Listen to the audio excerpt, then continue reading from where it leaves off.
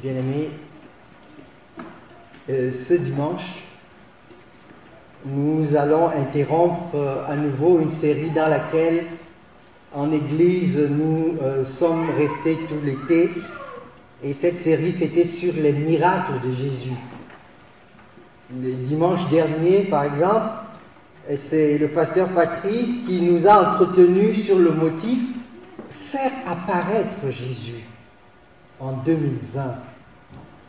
Faire apparaître Jésus en revenant à sa parole. Faire apparaître Jésus en l'invitant à venir lire son histoire pour nous en permanence. Vous l'avez sans doute fait, nous l'avons sans doute fait. Cependant, notre quotidien est parfois, sinon souvent, marqué par la souffrance. Pourquoi cette longue maladie qui me mine? Pourquoi ce mal de dos? Pourquoi ce mal de genou? Pourquoi ma vie est-elle sens dessus? Pourquoi cet emploi pour lequel je prie et qui n'arrive toujours pas? Pourquoi plus de 600 églises fermées, démolies ou abandonnées, désertées dans la belle province depuis les 16 dernières années? Pourquoi? Et c'est alors, frères et sœurs, que nous avons besoin d'encouragement. Et la première lettre de Pierre a été écrite uniquement dans ce but. Encourager les jeunes chrétiens vivant dans la persécution, dans la souffrance, une persécution que le pouvoir politique s'apprêtait d'ailleurs à monter un peu une coche au-dessus. Et cette lettre était destinée à être lue dans 5 églises d'Asie mineure que Pierre identifie dès le premier verset de son livre.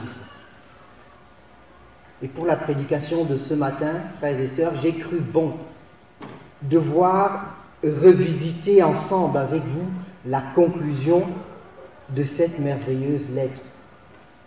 Et je vous prie donc de tourner vos Bibles à la première lettre de Pierre au chapitre 5, versets 12 à 14. 1 Pierre 5, 12 à 14. Dans un message que nous allons intituler « Encouragement à persévérer dans la grâce ». Encouragement à persévérer dans la grâce. Si vous y êtes, nous lisons ceci. C'est par Sylvain, qui est à mes yeux un frère fidèle, que je vous ai écrit ces quelques mots pour vous encourager et pour vous attester que c'est bien à la véritable grâce de Dieu que vous êtes attachés. Ceux qui ont été choisis comme vous et sont à Babylone vous saluent, ainsi que Marc, mon fils. Saluez-vous les uns les autres par un baiser plein d'amour. Que la paix soit avec vous qui êtes en Jésus-Christ. Prions Dieu pour lui demander l'intelligence de sa parole. Éternel notre Dieu, nous voici devant ta parole. Une parole que tu as inspirée, que tu as écrite. Et une parole, Seigneur, que tu nous donnes aujourd'hui en Église. Et alors que nous ouvrons cette parole, Seigneur, nous prions pour que ce soit toi-même, par ton Esprit Saint, qui vienne nous instruire. Éternel, nous ne sommes que des instruments entre tes mains. Nous te prions afin que tu nous utilises et que nous ne soyons pas déviés à gauche ou à droite de ce que tu as voulu nous enseigner dans cette parole. Seigneur, sois avec chacun d'entre nous. Bénis le cœur de chacun pour que nous puissions recevoir cette parole d'un cœur obéissant. Au nom et pour l'amour de ton Fils Jésus-Christ. Amen. Bien-aimés, grâce au développement technologique, nous pouvons avoir en main aujourd'hui des montres qu'on appelle waterproof. des montres qui résistent à l'eau. C'est quand elles rentrent dans l'eau qu'elles prouvent qu'elles résistent à l'eau.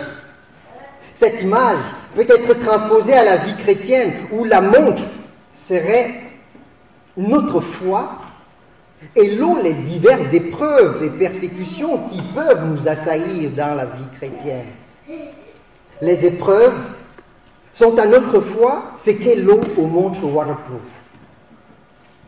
Et dans cette conclusion de sa première lettre, Pierre encourage les chrétiens, tous ceux qui portent le nom de Christ, ceux de l'époque comme ceux d'aujourd'hui et de demain, ceux d'ici comme ceux d'ailleurs. Pierre les appelle à demeurer dans leur foi. Il les appelle à garder une foi qui est triomphante, une foi qui triomphe des persécutions, peu importe leur provenance. Et dans cette conclusion, nous trouvons trois raisons pour lesquelles notre foi doit passer le test des épreuves et être grandement encouragée au milieu des souffrances et des persécutions. Et ces trois raisons, c'est quoi? C'est le témoignage de notre vie en Christ tout d'abord. C'est d'abord le témoignage de notre vie, de notre marche avec le Seigneur. En deux, c'est la conscience de notre élection.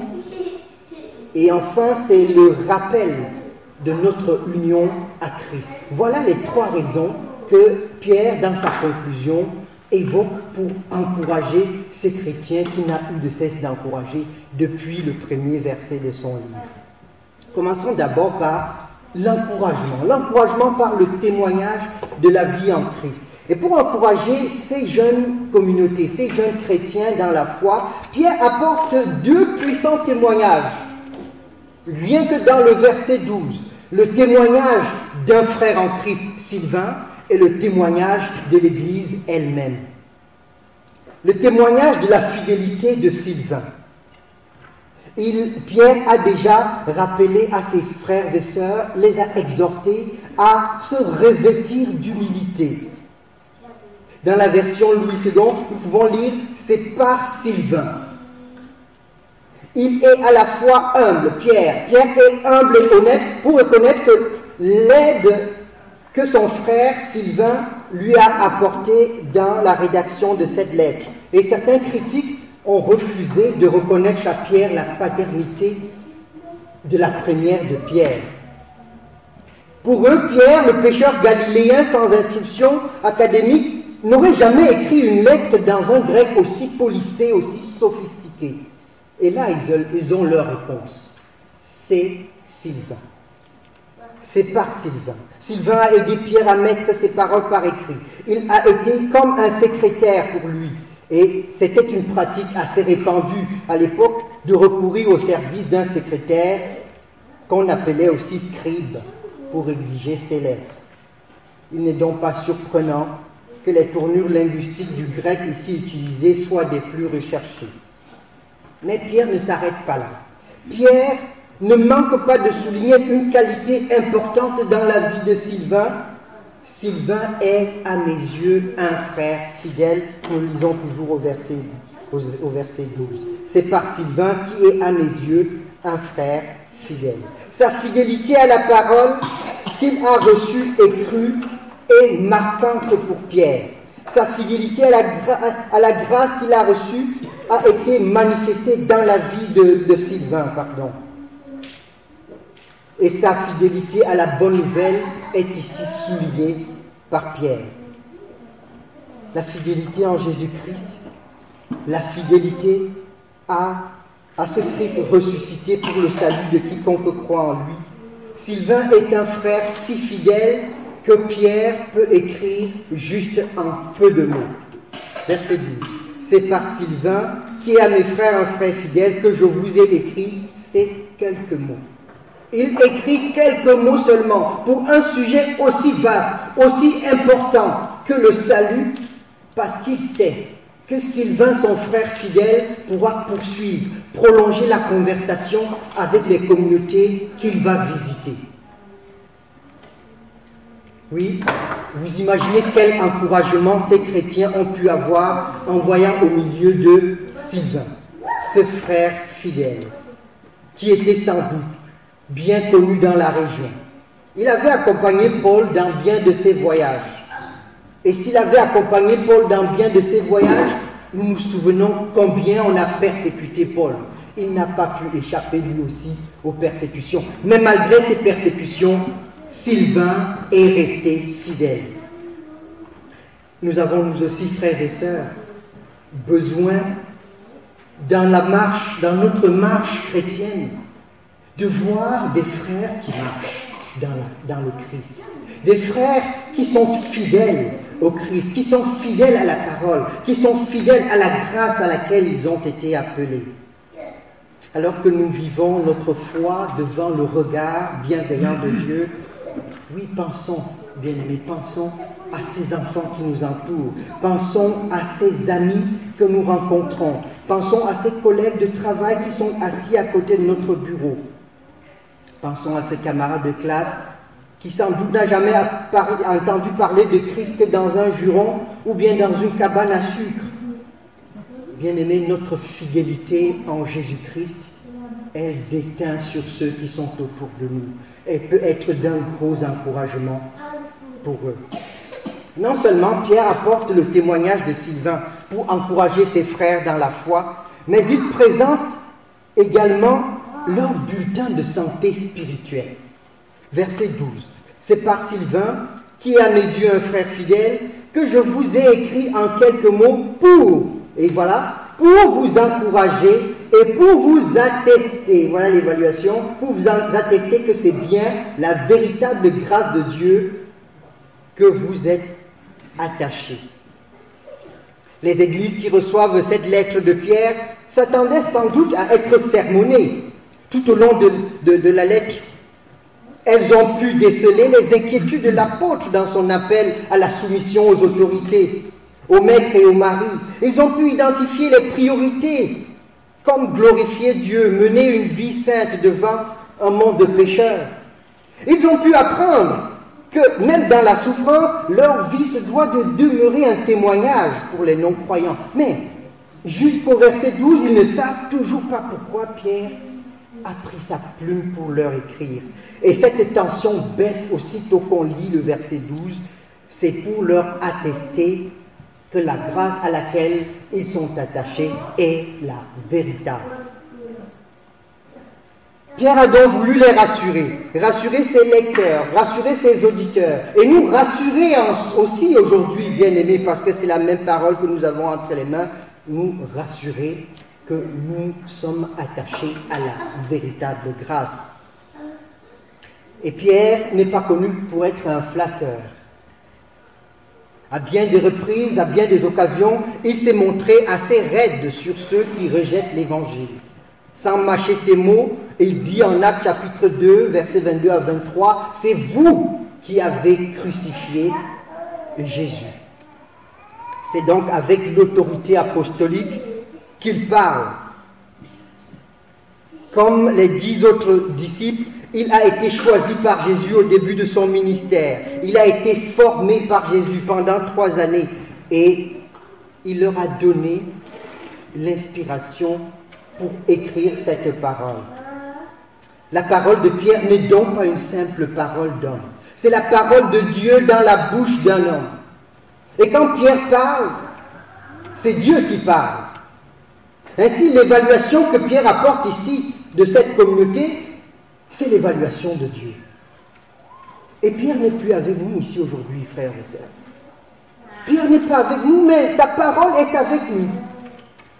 Et c'est cette parole qui nous évalue.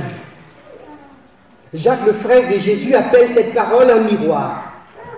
Un miroir devant lequel nous venons nous placer.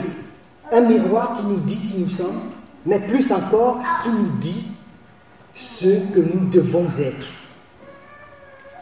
Alors qu'est-ce que Pierre dit au sujet de cette communauté? Nous l'avons vu, cette communauté est attachée à la véritable grâce. Une véritable grâce, c'est une grâce authentique. C'est une grâce originale. non souillé, non altéré, sans déchets. Mais est-ce que ça nous dit de quoi il s'agit? Pierre a passé 5 chapitres à exposer cette grâce-là. Cette grâce, ce n'est pas une grâce bon marché, une grâce qui prend uniquement à la croix le triomphe de la croix et laisse à côté les souffrances. Cette grâce, ce n'est pas une grâce commune que Dieu accorde à tous les hommes, mais c'est une grâce particulière, c'est une grâce spéciale. Cette grâce, c'est l'Évangile.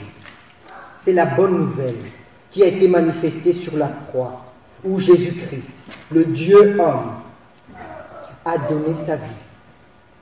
A donné sa vie pour ceux qui n'avaient droit à autre chose qu'à la punition pour leur transgression. Cet évangile a été annoncé par les prophètes dans l'Ancien Testament. Il est accompli par Jésus à sa mort, à sa résurrection et son ascension. Il est prêché par les apôtres. Il a fait l'objet de la contemplation par les anges. C'est cet évangile qui est prêché aux 4 coins du monde aujourd'hui. Et ses frères et sœurs marchent dans cette grâce. Quel encouragement lorsque nous-mêmes nous recevons notre bulletin de notes et que nous voyons un A+. Ça nous encourage à aller encore plus loin. Mais ce A+, la bonne nouvelle, c'est que nous ne travaillons pas pour l'avoir, parce que ce A+, vient encore de Dieu. Bien-aimé, l'Évangile, c'est une bonne nouvelle. À écouter, c'est vrai. À partager, c'est vrai. Mais c'est une bonne nouvelle à vivre. C'est une bonne nouvelle à obéir. Oui, ce n'est pas suffisant de l'écouter. Ce n'est pas suffisant d'avoir été au pied de la croix pour assister à la crucifixion de Jésus-Christ. Ce n'est pas suffisant d'être assis même sur le banc de l'église, dimanche après dimanche. Ce n'est même pas suffisant de prêcher cette parole si on n'y obéit pas. Nous devons y obéir. Et en cela, Pierre salue l'attitude de ces jeunes chrétiens et chrétiennes des églises d'Asie mineure qui sont attachés à elle. Et comment sont-elles attachées à cette grâce? Elles sont attachées à la grâce, à la véritable grâce, par la foi. En effet, bien-aimés, si nous avions la responsabilité de garder notre foi, jamais personne n'y parviendrait.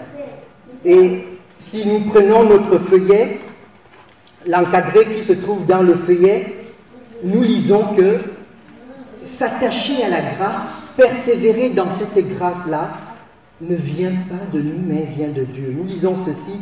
Nous croyons aussi que la foi n'est pas seulement donnée d'une manière temporaire aux élus pour les introduire dans le bon chemin, mais pour les y faire aussi persévérer jusqu'au terme de leur vie. Car, puisque le commencement de cette œuvre de grâce incombe à Dieu, c'est aussi à lui de la parachever. C'est très clair. Notre marche ne dépend pas de nous. Elle dépend de celui qui nous a appelés. Elle dépend de Dieu. Le témoignage des frères et sœurs est un encouragement certain. Notre fidélité, notre propre fidélité dans le Seigneur nous fortifie aussi pour poursuivre la marche dans le Seigneur. Mais ce n'est pas tout. La conscience de notre élection est aussi un gros encouragement pour nous. La conscience de notre élection. Au verset 13, nous lisons ceci. C'est ceux qui ont été choisis comme vous et sont à Babylone vous saluent, ainsi que Marc, mon fils. Les églises destinataires de cette lettre de Pierre reçoivent en même temps les encouragements d'une église sœur, l'église des élus. C'est ça que j'aimerais que nous soulignions bien dans ce verset. L'église des élus qui est à Babylone. Babylone ici, ce n'est pas la Babylone où le peuple juif a été déporté en l'an 586 avant Jésus-Christ, mais il s'agit plutôt de Rome. Dans le souci de préserver les chrétiens des persécutions inutiles, il arrivait très souvent aux auteurs bibliques d'utiliser des codes pour ne pas parler très directement. Ici, Babylone parle plutôt de Rome. Saluez-vous les uns les autres par un baiser d'affection. La salutation n'est pas simplement un geste mécanique, frères et sœurs. Saluer quelqu'un, c'est demander des nouvelles, c'est manifester un intérêt pour le bien-être de l'autre. En adressant ces salutations, l'Église qui est à Rome montre sa préoccupation, son souci pour les églises sœurs qui, comme elle, sont dans une situation de persécution au nom de Jésus-Christ. L'Église à Rome a dû recevoir des nouvelles et sait exactement comment ces églises vivent. Elle sait qu'ils vivent attachés à la véritable grâce et ont besoin de savoir qu'ils ne sont pas seuls dans leur tribulation. Et en leur adressant ces salutations, l'Église de Rome leur rappelle que vous êtes aussi des élus comme nous. Et cette Église, comme toute Église de Jésus-Christ, est composée des élus choisis par Dieu, non sur une base de mérite, non au terme d'une âpre compétition, mais par la pure et simple grâce et miséricorde de Dieu, afin de témoigner sa gloire. Il est important de toujours se rappeler que les membres de l'Église de Christ que nous sommes ne sont pas des enfants de Dieu autoproclamés, mais plutôt des élus de Dieu qui n'ont jamais battu campagne. Ils le sont devenus par pure grâce et ne peuvent donc pas s'en vanter. Ainsi, bien-aimés, lorsque la souffrance et les persécutions viennent à nous tutoyer, nous devons répliquer sans tarder. Nous avons été élus par Dieu lui-même à une élection à un seul tour et notre mandat n'est pas mis en jeu comme celui de François Legault ou bien de Justin Trudeau. C'est une élection définitive. Tout comme les premiers auditeurs de cette lettre de Pierre, nous aussi sommes encouragés par la vie des frères et sœurs dont la fidélité est une motivation additionnelle de continuer dans la foi. Nous sommes encouragés et rassurés d'être des élus de Dieu, mais un encouragement supplémentaire que Pierre va apporter, c'est dans le dernier verset, au verset 14. C'est un encouragement qui rappelle notre union dans le Seigneur.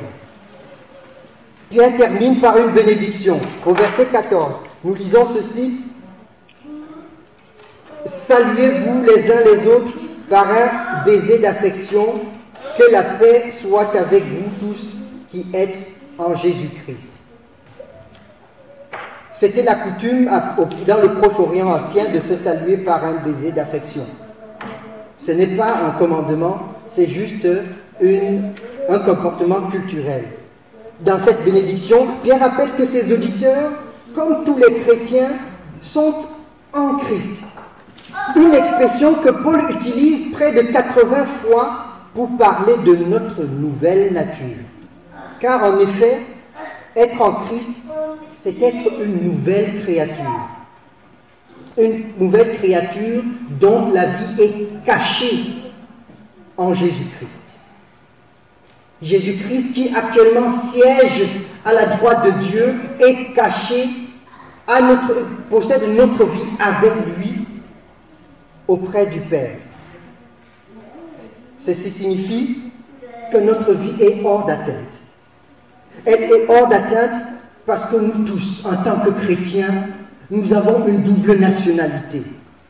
Nous avons une première nationalité, nous sommes Canadiens, Camerounais, Haïtiens, mais au-dessus de cette nationalité, nous faisons partie de la patrie céleste.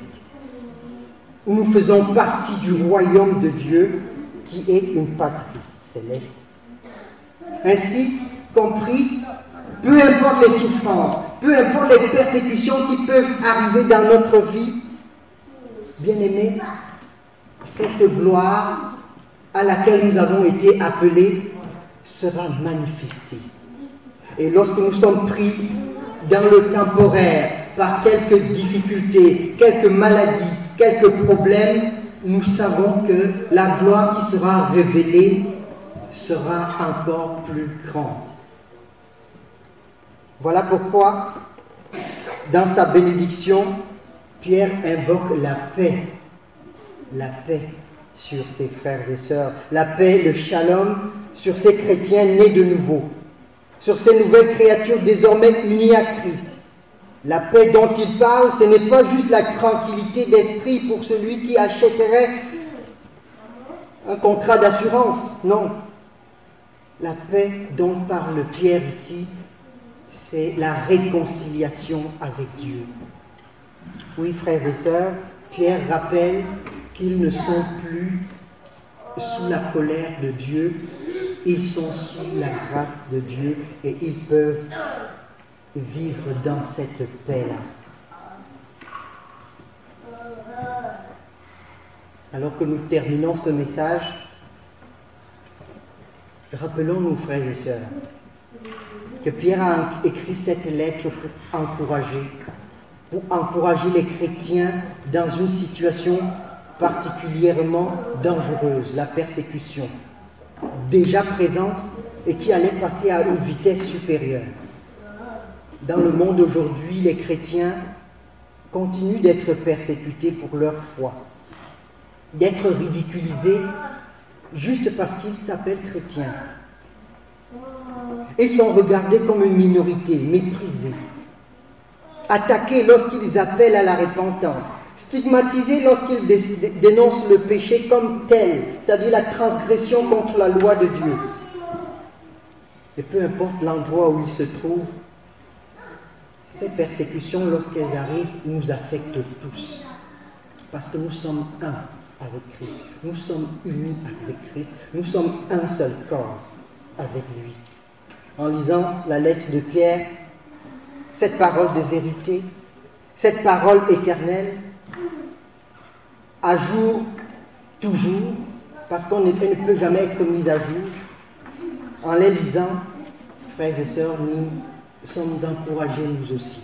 Encouragés à demeurer fidèles dans notre foi malgré les persécutions et les souffrances que le monde déchu peut nous imposer. Et vivant dans une perspective d'éternité inaugurée par la venue de Jésus-Christ, vivant dans la paix avec Dieu par son union, nous avons l'assurance que ces épreuves-là sont passagères. Nous avons cette image sur notre feuillet où Paul nous dit ceci: j'estime que les souffrances du moment présent ne sont pas dignes d'être comparées à la gloire qui va être révélée pour nous. Oui, frères et sœurs, faisons nôtres ces paroles du psalmiste qui dit: l'Éternel est pour moi, je ne crains rien, que peut me faire un homme? C'est dans cette assurance, c'est dans cette paix de Dieu que nous sommes envoyés dans la mission, que nous sommes envoyés auprès des nations pour proclamer la véritable grâce, pour proclamer l'Évangile, pour proclamer la réconciliation en un seul, en Jésus-Christ. Ce message de salut est un message offensant pour certains qui ne vont pas l'accepter. Certains nous ridiculiseront et se moqueront de nous. D'autres nous rejetteront poliment. D'autres nous persécuteront plutôt et attireront sur eux certainement le jugement de Dieu. Mais cependant, frères et sœurs, au milieu de cette fournaise, notre fidélité sera la preuve de notre foi, car nous sommes solidement attachés à la grâce par cette foi qui est préservée par Dieu lui-même. Nous sommes élus par Dieu pour vivre éternellement avec lui. Et nous sommes unis en Christ éternellement.